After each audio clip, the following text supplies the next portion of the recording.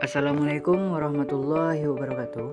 Kami dari kelompok 1 ingin mempresentasikan hasil kerja kami selama 1 pekan kemarin mengenai waktu respon dan kecepatan tampil yang kami dapat dari berbagai media informasi dan kami rangkum dalam satu video ini.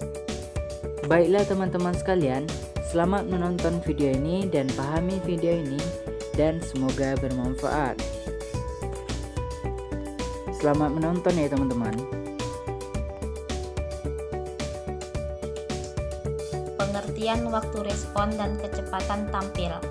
Waktu respon atau respon time adalah waktu yang dibutuhkan dari saat pemakai memulai aktivitas, misalnya dengan menekan enter atau mengklik tombol mouse, hingga komputer mulai menampilkan hasilnya di layar atau printer. Ada 3 faktor yang mempengaruhi waktu respon, yaitu A. Pengalaman sebelumnya mengenai waktu yang dibutuhkan untuk menyelesaikan tugas tertentu. B. Variasi dalam ekspektasi waktu respon di antara waktu dan tugas. 1. Pemakai pemula lebih bersedia menunggu daripada pemakai berpengalaman. 2. Variasi dipengaruhi sifat tugas, pengenalan tugas, kepribadian, biaya, usia, mood, budaya, waktu pada hari, kebisingan, dan tekanan. C. Orang sangat adaptif, dapat beradaptasi dan mengubah daya kerja untuk menampung perbedaan waktu respon.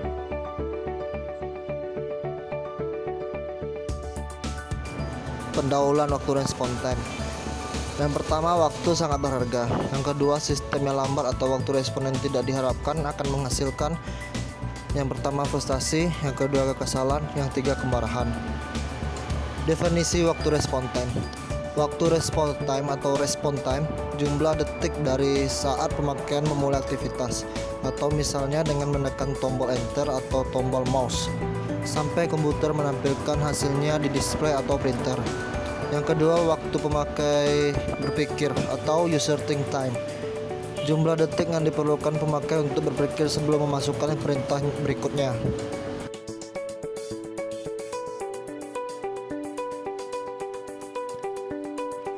Pertimbangan bagi para desainer. Hal-hal yang berhubungan dengan waktu respon dan kecepatan tampil. Ada 7.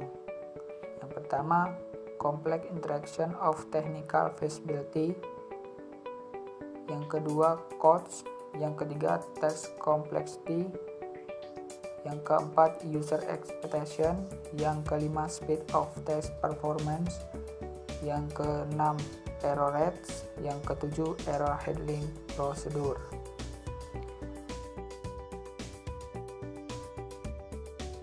Di sini ternyata masih ada faktor-faktor lain yang belum disebutkan sebelumnya mengenai waktu respon dan kecepatan tampil, yaitu diantaranya perbedaan kepribadian, waktu pemakaian yaitu siang dan malam, kelelahan, tingkat pengenalan komputer, pengalaman dan melaksanakan tugas, dan motivasi.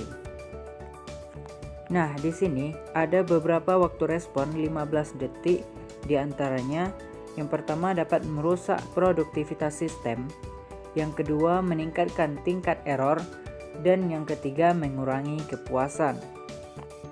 Dan untuk faktor respon 1 detik diantaranya, pertama lebih disukai, yang kedua meningkatkan produktivitas, dan yang ketiga meningkatkan tingkat error tugas yang kompleks.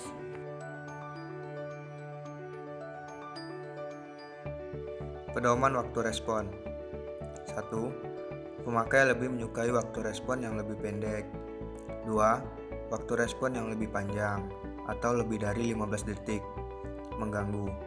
3. Pemakai mengubah cara penggunaan sesuai dengan waktu respon. 4. Waktu respon yang lebih pendek. Waktu pemakai berpikir lebih pendek. 5. Langkah yang lebih cepat meningkatkan produktivitas. 6. Kemudahan perbaikan kesalahan dan waktu perbaikan kesalahan mempengaruhi waktu respon optimal. 7. Waktu respon harus sesuai dengan tugasnya. 8. Pemakai harus diberitahu mengenai penundaan yang panjang. 9.